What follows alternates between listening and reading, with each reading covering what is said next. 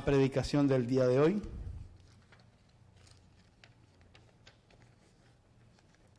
Y hoy vamos a continuar con lo que inicié el domingo anterior, Tiempos de Conquista. Se tituló la predicación del domingo anterior y hoy vamos a continuar con esto. Les hago un pequeño repaso de lo que vimos la vez anterior.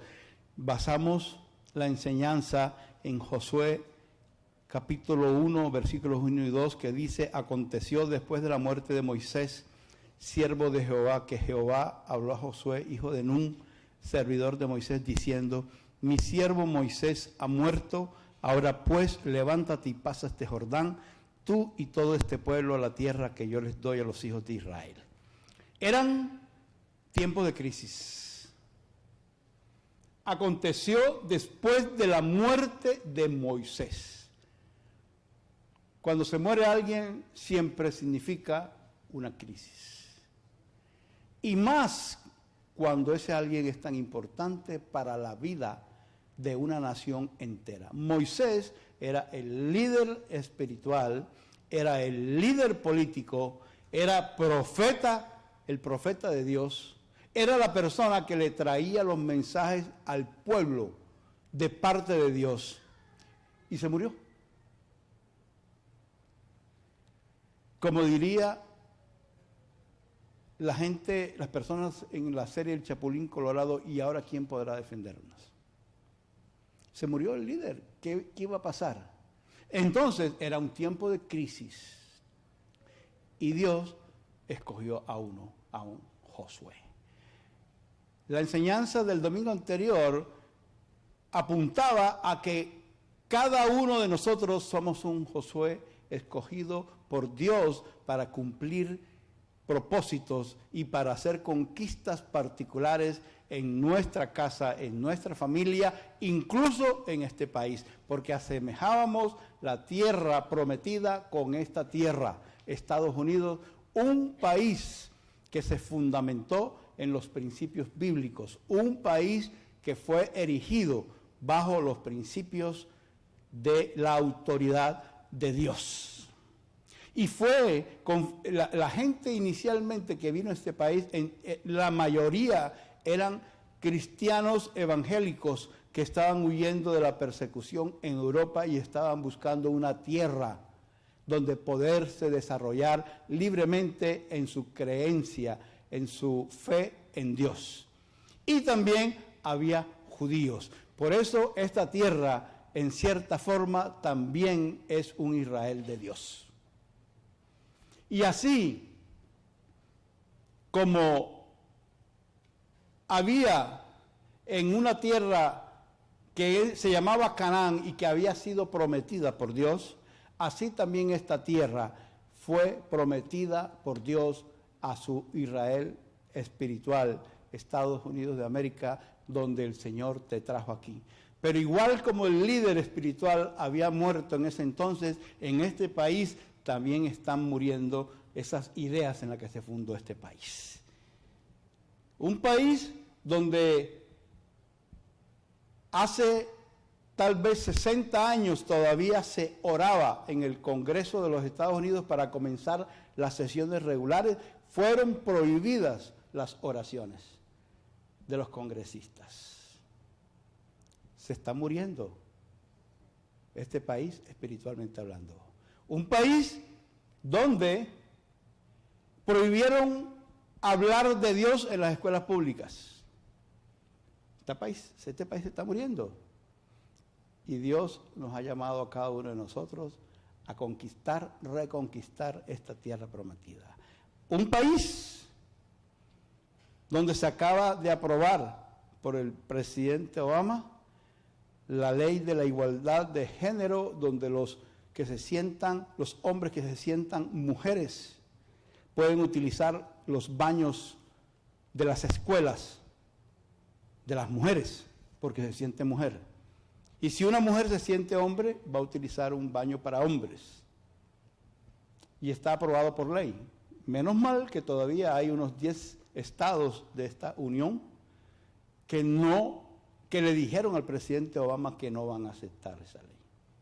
O sea, van a legislar para sus propios estados. Un país donde se está perdiendo la moral inculcada por Dios a sus hijos en la Biblia. Porque lo que se quiere cambiar es la mentalidad. Ustedes, yo estaba hablando de que ya están haciendo la instalación del chip subcutáneo en los bebés. Pero no te dicen, esto es obra del anticristo. Te dicen, te conviene que tú como padre le coloques este chip a tu hijo, porque lo vamos a poder ubicar el día que se te pierda en un mall, el día que lo secuestren, te lo vamos a poder ubicar porque funciona como un GPS. Te lo venden de esa manera, pero tú que tienes discernimiento sabes que esos son los pasos gigantes que está dando el anticristo en este país y en todo el mundo. Y yo preguntaba, ¿qué tan gigantesco es el movimiento de la comunidad LGTB que hacen cambiar leyes en el sentido de que los hombres que se sientan mujeres puedan utilizar baños? ¿Qué tan grande es? Sencillamente ahí nosotros podemos discernir que esto es obra del enemigo de Dios. ¿Por qué? Porque Dios estableció a un hombre y una mujer, sencillamente dos géneros, y ahora, según la comunidad LGTB, existen 23 géneros diferentes. Entonces esos son los pasos que está dando el anticristo para cambiar totalmente la moral inculcada por Dios en este país y en el mundo entero. Acabo de recibir un WhatsApp, creo que fue Isabel la que lo mandó, que decía que la Corte Suprema de Canadá aprobó algunas relaciones sexuales con animales. Algunas. ¿Hasta dónde vamos a llegar? Si ustedes ven en la Biblia, todo esto está expresamente prohibido por Dios. Lentamente la inmoralidad se está metiendo en el mundo entero. Y lo que te quieren hacer cambiar es tu mentalidad. En esta semana hicieron pruebas en Colombia, Cali, cómo reaccionaba el público cuando veían a dos hombres públicamente acariciándose y besándose. Hubo reacciones, personas que decían que sí, que es libre, cada quien hace lo que quiere hacer, pero otras personas reaccionaron negativamente contra esos dos actores, porque eran actores que hacían el papel de que se estaban besando, dos hombres. ¿Qué es lo que quieren? Es cambiar la mentalidad. Yo les decía la vez pasada, no somos homofóbicos, no estamos de acuerdo con que una persona, sencillamente porque es diferente, se le aparte, se le golpee y hasta se le asesine. No estamos de acuerdo con eso, no estamos de acuerdo con la violencia, pero sí creemos que eso es obra del enemigo y que los gobiernos tienen que tomar una iniciativa basada en la palabra de Dios, porque el amor es la herramienta más grande del mundo, el arma más poderosa. En Barranquilla, Colombia, existe un ministerio llamado la Misión Boston. El pastor presidente ya murió, pero era un pastor ungido por Dios para sacar demonios.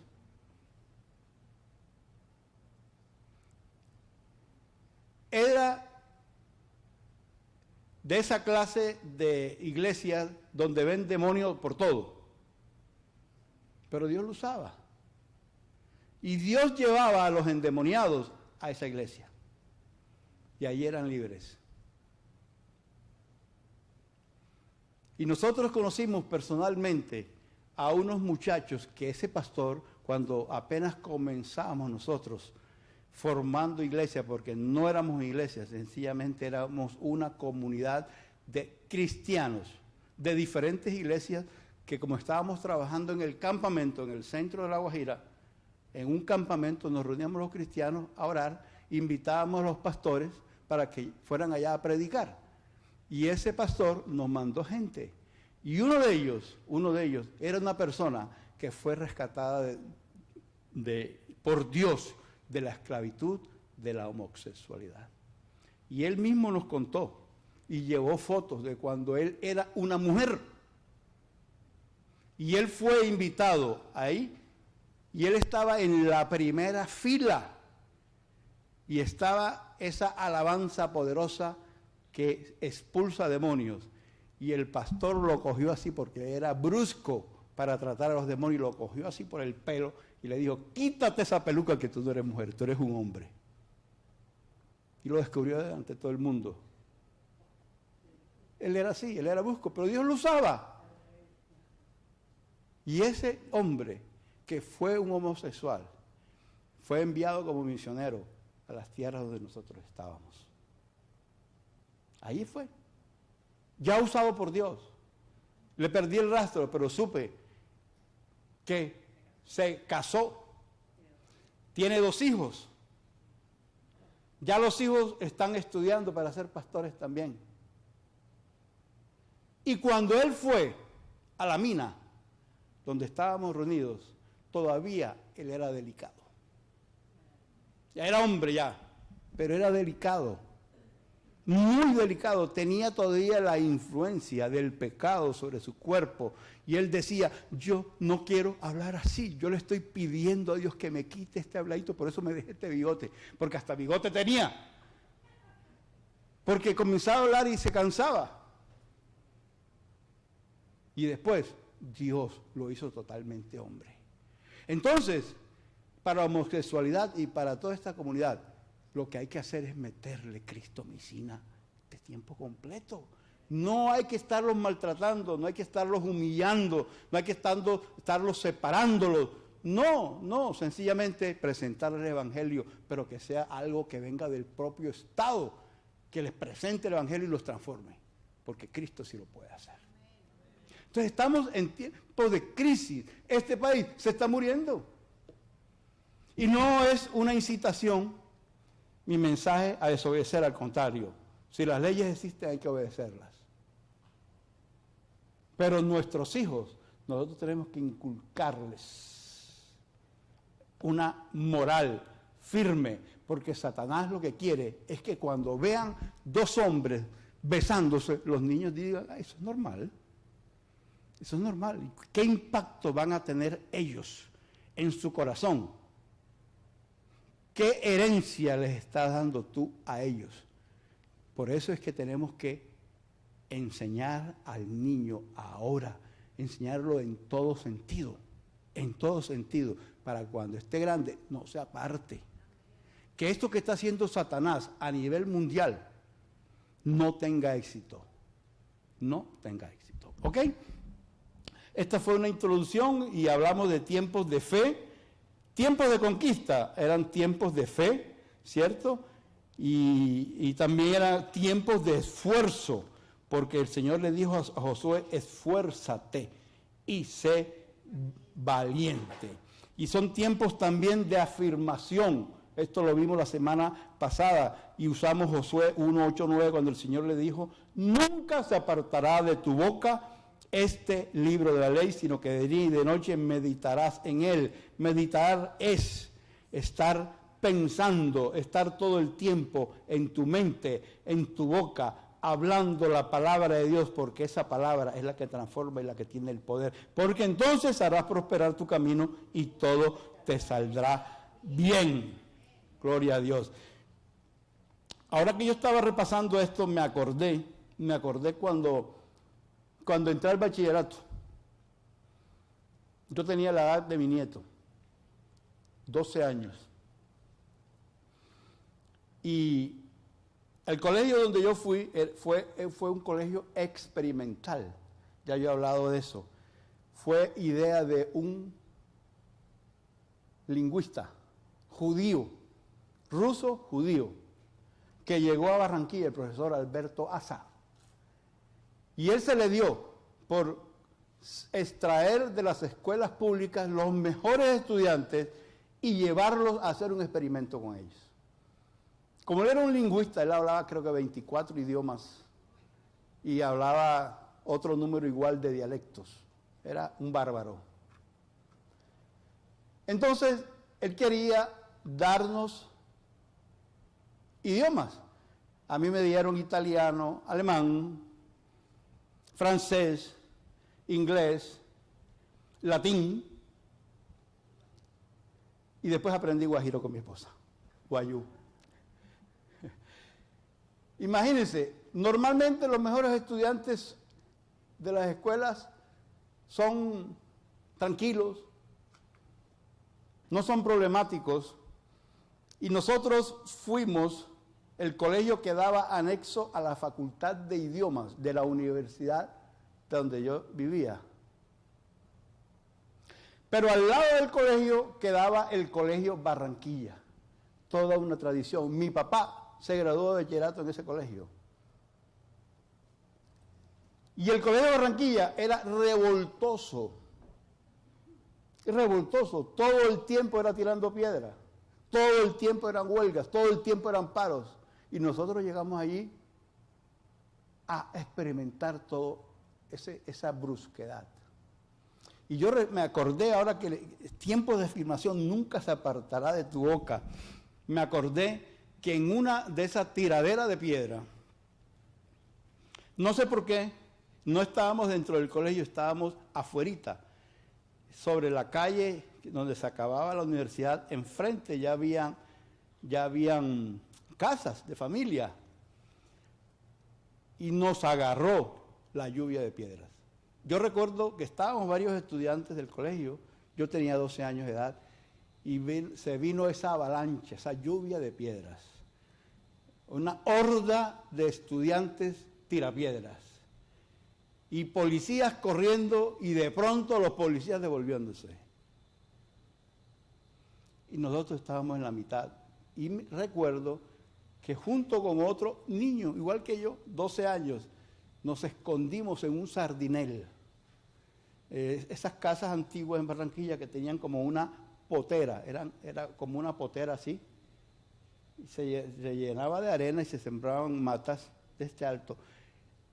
No hicimos más nada sino escondernos detrás de la potera. Este muchacho y yo. Yo recuerdo que cuando yo vi eso, yo dije, Señor, cuídanos. Fue lo primero que a mí se me ocurrió decir. Y este muchacho que estaba conmigo dice, ¿y te vas a poner a rezar ahora? No corras para que tú veas lo que te va a pasar. Y salimos corriendo los dos y nos escondimos allí. Pero miren ustedes, yo me acordaba eso, meditarás todo el tiempo. Yo me agaché allí y comencé, yo lo único que sabía rezar el Padre Nuestro que está en los cielos. Y cuando lo veo él, también está Padre Nuestro que está en los cielos, el que me dijo a mí que se iba a rezar. Los dos estábamos hablando, los dos éramos chiquiticos, ¿ya? Y estaban esos policías, parecían perros rabiosos. Y los estudiantes también. Y de pronto se abrió la puerta de la casa. Y una señora salió. Niños, vengan acá. Y cogió y insultó a los policías. Ustedes no se van a meter con estos niños. Yo ¿qué insultar? Y que nada más para adentro. Y nos guardó el Señor. Pero miren ustedes, ¿qué fue lo que yo hice ahí? ¿Qué fue lo que este muchacho hizo? Invocar al Señor en tiempos de peligro. Y eso es lo que nos va a tocar hacer, porque los tiempos son peligrosos. Son tiempos de invocar al Señor. Pero no solamente en el momento del peligro, como me pasó a mí. Es que el peligro está inminente por todas partes. Hay que andar meditando la palabra de Dios. Yo les decía la vez pasada que ya no es tiempo de hacer un devocional al día. Es tiempo de buscar a Dios todo el tiempo, porque lo que se viene está difícil. Está difícil. Y la misma experiencia la viví yo 6 años después. Yo tenía 18 años de edad y fui a estudiar a la Universidad Nacional de Colombia en Bogotá, la más revoltosa. Yo conocí ahí estudiantes, tenían 15 años y no pasaban, de estar estudiando no pasaban del 3er y 4er semestre. ¿Por qué? Porque eso era huelgas, igual que no se avanzaba. Todo el tiempo en las peleas y la cosa esa. Yo recuerdo que un compañero que también había salido conmigo del colegio, alquiló una habitación en todo el frente de la universidad, donde se armaban todas las peloteras esas.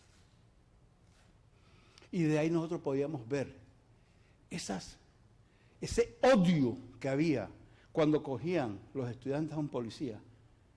Lo acribillaban, le daban palo, piedras, lo dejaban totalmente ensangrentado. Pero cuando un policía cogía a un estudiante era igual, lo desbarataban. No se satisfacían con cogerlo preso, no, le daban hasta que lo molían. Y nosotros lo veíamos ahí lo veíamos como espectadores. Y exactamente eso me pasó a mí también en un momento que me tomó la pelea en la calle, y yo salí caminando y veía a esos policías avanzando, y yo tocaba una puerta, y tocaba la otra, y no me abrían. Porque para el policía, el hecho de tú llevar unos libros bajo el brazo, tú eras su enemigo, aunque tú no estuvieras tirando piedra.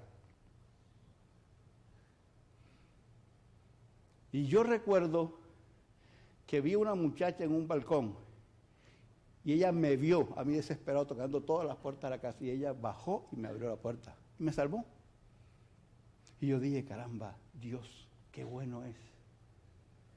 Dios lo cuida a uno. Y yo no era cristiano, pero Dios lo cuida a uno. Eso es tremendo. Son tiempos, en los tiempos de dificultad, en tiempos de crisis, son los tiempos de conquista, porque normalmente el hombre hace algo para salir adelante, para superar ese tiempo. Y también, el cuarto punto son tiempos de autoridad.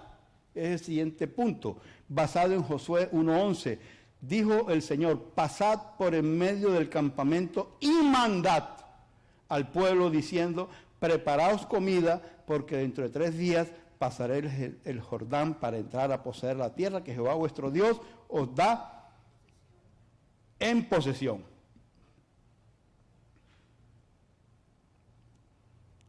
Miren,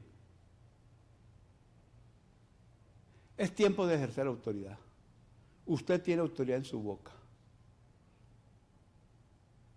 Es tiempo de que usted se pare en la sala de su casa y ordene. Y como mi esposa siempre me dice, hay que ordenarle a Satanás en voz alta porque él no puede leer tus pensamientos.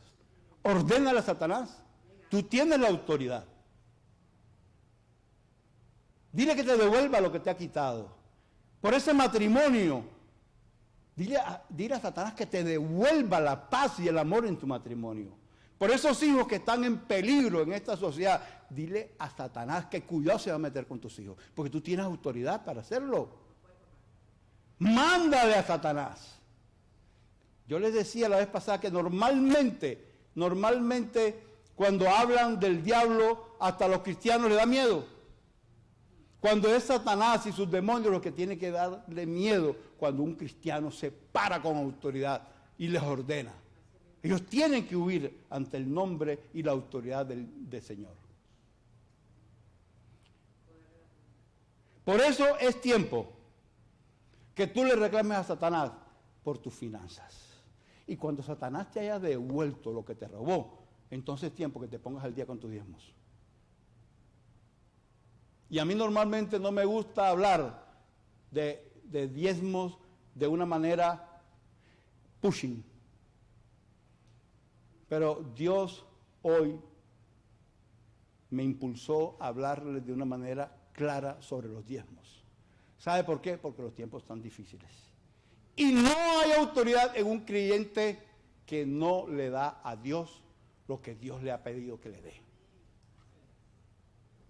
¿Me están escuchando? Y les repito, a mí no me gusta hacer pushing con los diezmos. Pero Dios me dijo que hoy hablara de eso. Es necesario que tú recobres la autoridad que Él te ha dado, dándole a Dios la honra. Ya es tiempo de darle migaja a Dios cuando Él ha dicho claramente que el diezmo es de Él. Y los cristianos nos estamos embolsillando el diezmo que es de Dios, lo estamos cogiendo para nosotros. No tienes autoridad y vienen tiempos difíciles. Por eso es necesario que te pongas las pilas. Más adelante voy a hablar un poquito más sobre esto. El número 5, tiempos de unidad. Josué 1, 12 al 14. También habló Josué a los rubenitas y gaditas y a la media tribu de Manasés diciendo: acordaos de la palabra que Moisés, siervo de Jehová, os mandó diciendo: Jehová vuestro Dios os ha dado reposo y os ha dado esta tierra. Vuestras mujeres, vuestros niños y vuestro ganado quedarán en la tierra que Moisés os ha dado a este lado del Jordán, mas vosotros, todos los valientes y fuertes, pasaréis armados delante de vuestros hermanos y les ayudaréis. O sea, había una unidad de propósito. En tiempos de conquista, la iglesia tiene que permanecer unida. No es posible, escuchen lo que les estoy diciendo, que en una casa el padre de familia esté dando directrices y los hijos cada uno esté tirando para su lado. No hay unidad. Y cuando no hay unidad, río revuelto, ganancia de pescadores. Y aquí el pescador no es Jesús, es Satanás el que se aprovecha cuando no hay esa unidad en la casa. Cuando cada hijo está en lo suyo, cuando la mujer está en lo suyo y el esposo en lo suyo. No es así. Es tiempo de andar en un solo camino, con una sola visión, con una sola directriz. Por eso es tan importante, padres de familia, y voy a hablar de esto el Día del Padre, que nosotros nos reunamos permanentemente con nuestros hijos y les hablemos. Gracias a Dios, en mi casa yo hago el altar familiar todos los jueves. Ese día yo oro por mis hijos, ese día yo enseño y ese día hablamos de la iglesia también. Pero tenemos una unidad que todos seguimos. Y desafortunadamente, y no se han dado cuenta en este país, aquí cada quien le hace falta horas al día para poder trabajar más. ¿Y los hijos qué? Los hijos no tienen papá. Los hijos tienen a un papá en la casa que de pronto es proveedor, a una mamá que es proveedora, pero no reciben el cariño, no reciben la atención por estar trabajando todo el día. Que no les basta con trabajar 8 horas diarias, sino que quieren trabajar más. Entonces, por eso es que los hijos están cada uno por su lado. No se dan cuenta que eso es obra de Satanás. Dios estableció un orden. Dios le dijo al hombre que él tenía que partirse el espinazo para salir a trabajar y la mujer quedarse en la casa. Eso fue lo que dijo Dios, atendiendo el hogar, atendiendo a los hijos, preparando la comida, que es un trabajo tan válido como el del hombre. Pero no, aquí si la mujer no trabaja, entonces el hombre no tiene dinero para sostener la familia. Tienen que trabajar los dos. Se está deteriorando todo lo que Dios instauró para dirigir la familia. Dense cuenta cómo están las cosas. Tengan ese discernimiento. Es tiempo de unidad. Y miren ustedes que cuando uno falla, Dios lo cuenta como pecado para todos. ¿Me están escuchando? Vamos a leer una historia. Una historia que está en Josué. Josué capítulo 6. Josué capítulo 6. Se refiere a la conquista de Jericó. Moisés había muerto.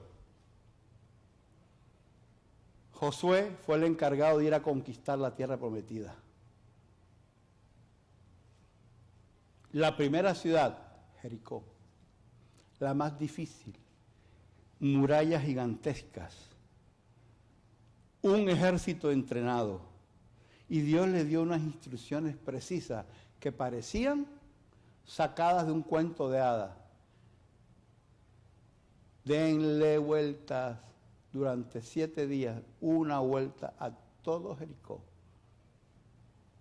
Los sacerdotes van adelante y todos los guerreros van detrás. Ustedes se imaginan a todo ese ejército amurallado dentro de Jericó, diciendo, ¿y estos bobos? ¿Qué están haciendo aquí?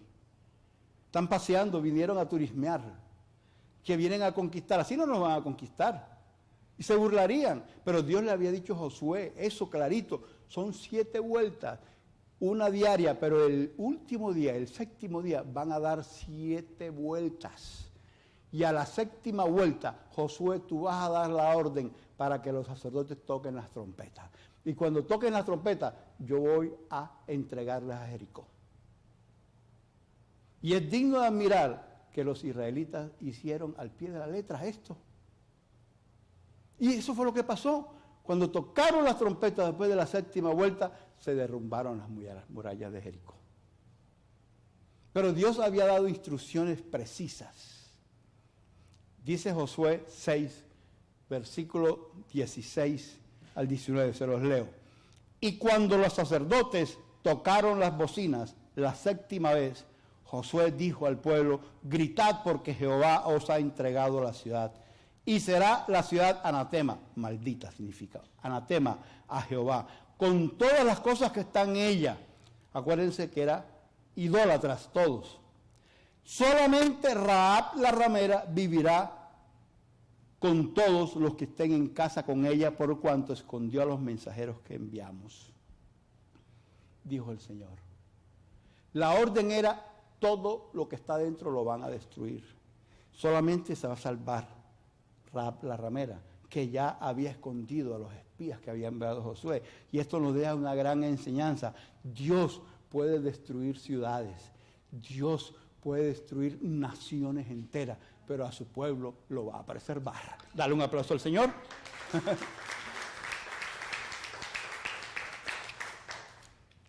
Y en el versículo 18 dice, pero vosotros guardaos de ese maldito, del anatema, ni toquéis, ni toméis alguna cosa del anatema, no sea que hagáis anatema el campamento de Israel y lo turbéis. Mas toda la plata, escuchen, mas toda la plata, el oro, los utensilios de bronce y de hierro, sean consagrados a Jehová y entren en el tesoro de Jehová. O sea, Dios dijo, me lo destruyen todo, pero los objetos de valor son para mí, para mí. Eso fue lo que dijo Dios. Y exactamente eso fue lo que dijo Dios en el huerto del Edén. No me toquen ese árbol. Y cuando lo tocaron, hubo destrucción y muerte. Y eso es lo que dice Dios también con el diezmo. Dios dice que el diezmo es de Él. Y cuando tú te apropias del diezmo que es de Él, no hay bendición.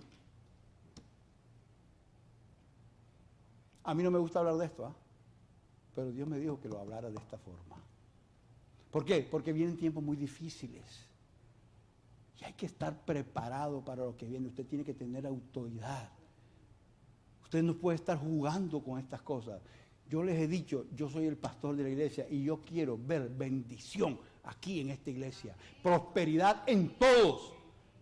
Y cuando usted deja de diezmar, Dios lo dice, no digo yo.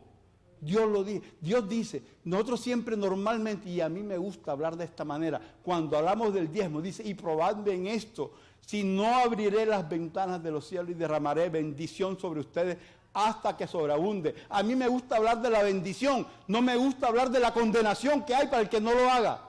No me gusta hablar. Siempre me gusta hablar de lo positivo, pero hoy me dijo Dios, háblalo claramente. Porque es que vienen tiempos difíciles, usted tiene que estar bien. Y yo como pastor tengo que decir las cosas a usted para que usted sea bendecido. Miren esto. Capítulo 7. El pecado de Acán. Pero los hijos de Israel cometieron una prevaricación en cuanto al anatema. Porque Acán, hijo de Carmi, hijo de Sabdi, hijo de Sera, de la tribu de Judá, tomó del anatema y la ira de Jehová se encendió contra los hijos de Israel. O sea, hubo un señor que se llama Acán, que no obedeció a Dios. Todos los demás obedecieron, pero hubo uno que no obedeció a Dios. Y tomó eso que Dios había dicho, que lo destruyeran, pero lo que fuera de valor, de bronce, de hierro, de oro, de plata, se lo reservaran a él para el tesoro de él. Y dijo que Acán lo tomó. Pero miren ustedes, ¿qué dice la palabra? Los hijos de Israel. Los hijos, no dijo uno de ellos. Uno dijo, los hijos de Israel. Todos están metidos en el problema por uno. Yo deseo que todos sean diezmadores, porque con uno que deje de diezmar está dañando la bendición de los demás. Son tiempos de unidad, son tiempos de obediencia.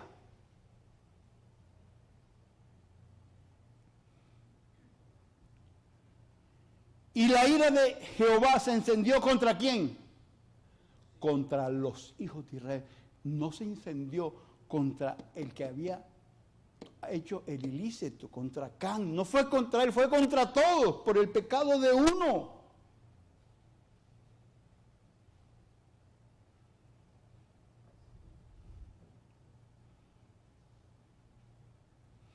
Entonces dice la Escritura que después de este tremendo éxito que conquistaron a Jericó, venía la siguiente ciudad que se llama Ai, H-A-I, la ciudad de Ai. Era una ciudad débil, un ejército débil, unas murallas pequeñas, sin entrenamiento militar. Y Josué dijo, si Dios nos entregó a Jericó, que era una potencia militar con un tremendo ejército, nos lo entregó de esa manera tan fácil, ¿cómo no nos va a entregar Dios a Ai? Entonces dijo, no solamente voy a mandar a 3,000 hombres, a 3,000, y todo el ejército lo voy a dejar guardadito.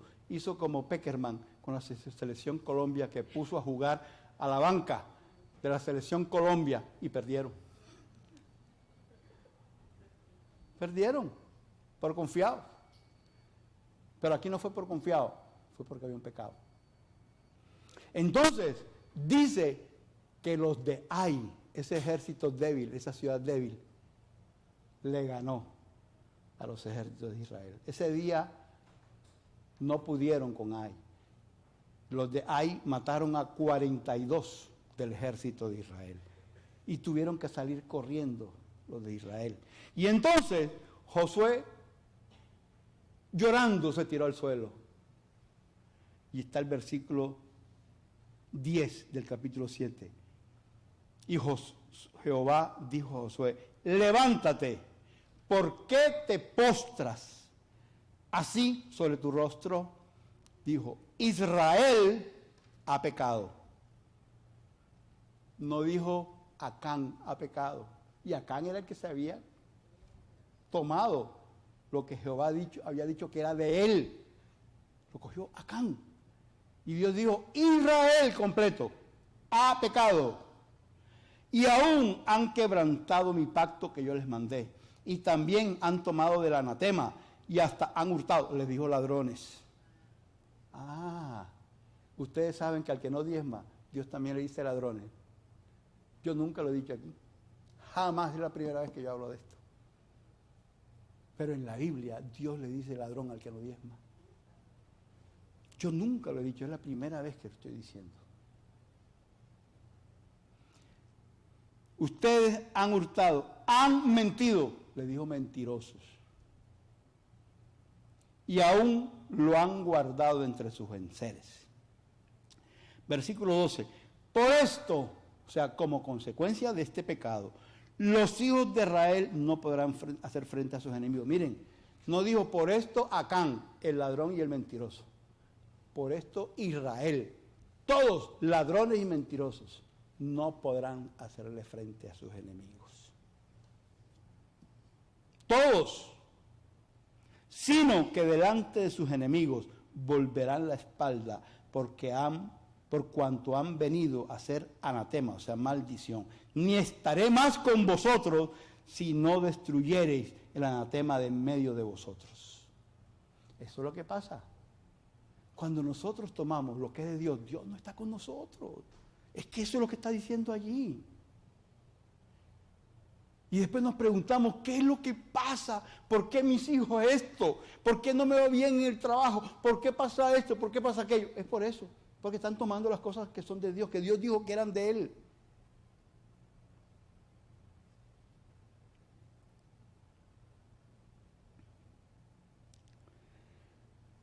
Dice la historia que entonces Josué le dijo a Dios, dime quién pecó, porque que yo conozca, nadie.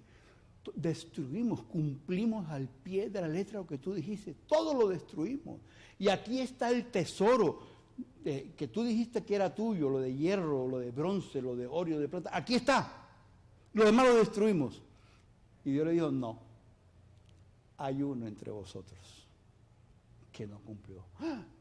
¿Cómo? Señor, tú me lo vas a decir. Claro. Entonces Dios le dijo, ponme a todas las 12 tribus de Israel delante de mí. Y reunió a las 12 tribus. Y Dios le dijo, sácame para este lado a la tribu de Judá. Los demás, échalos para la casa. Y cuando solamente quedaba la de Judá, acuérdense que las tribus estaban divididas en grupos, en clanes, era su organización. Ahora este grupo de Judá, pónmelos acá.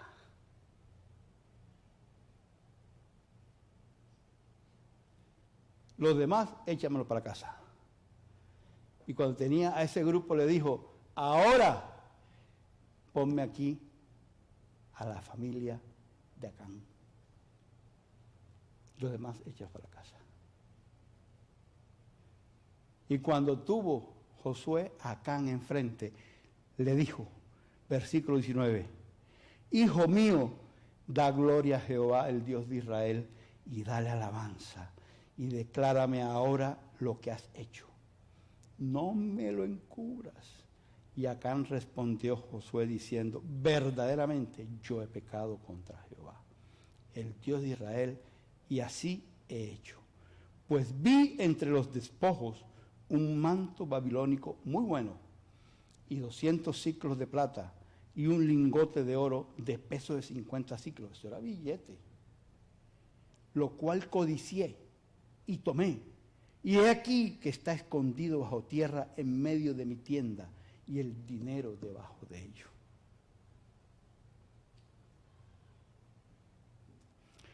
Josué entonces envió mensajeros, los cuales fueron corriendo a la tienda, y aquí estaba escondido en su tienda, y el dinero debajo de ello, y tomándolo de en medio de la tienda, lo trajeron a Josué y a todos los hijos de Israel, y lo pusieron delante de Jehová.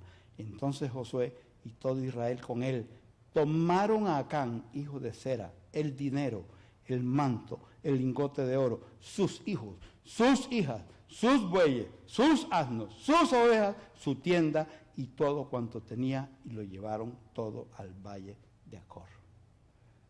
Acor, valle del dolor. Y le dijo Josué, ¿por qué nos has turbado? Túrbete Jehová en este día. Y todos los israelitas los apedrearon y los quemaron después de apedrearlos. Miren, hermanos, yo sé que todos, por diferentes circunstancias,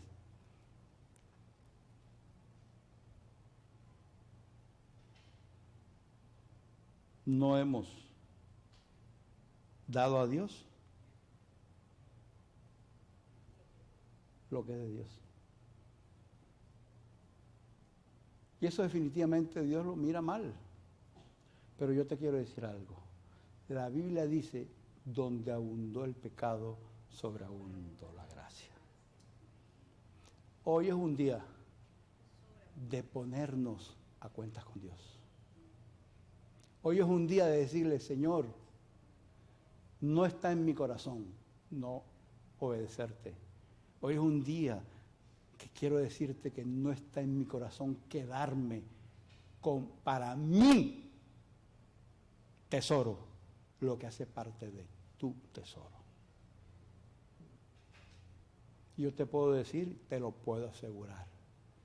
Dios te entiende más que tú mismo y más que yo. Y Dios te perdona.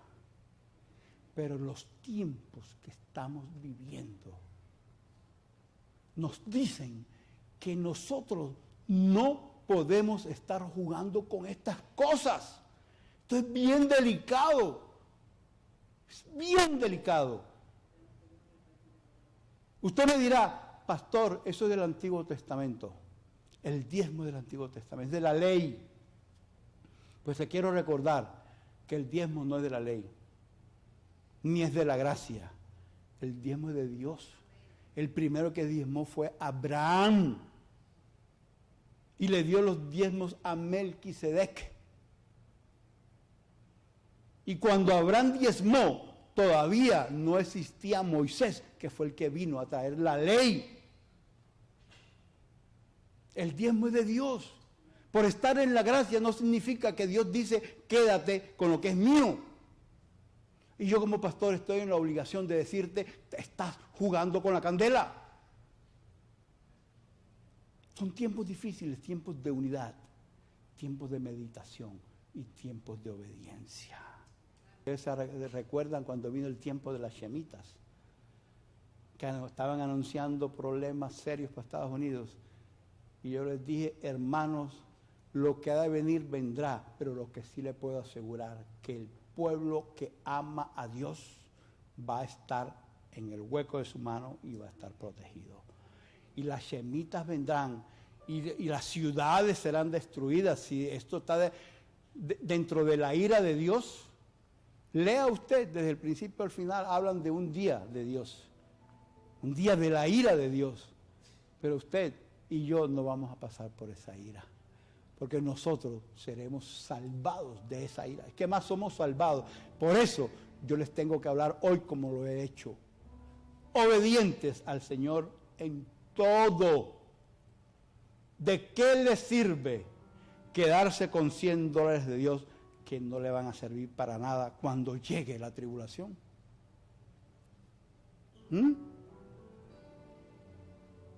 ¿De qué le sirven? Se quedaron con $100 de Dios en esta semana, 400 al mes.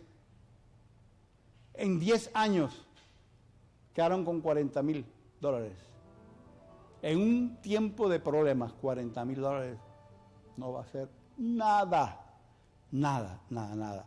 Pero si usted no tiene un peso en el bolsillo, pero está bajo la protección de Dios, usted va a ser más que vencedor. Dale un aplauso al Señor. Dale un aplauso al Señor. Y pónganse en pie y vamos a cantar que vienen los tiempos de victoria. En medio de la crisis, usted tiene todas las herramientas para salir victorioso en estos tiempos de tempestad.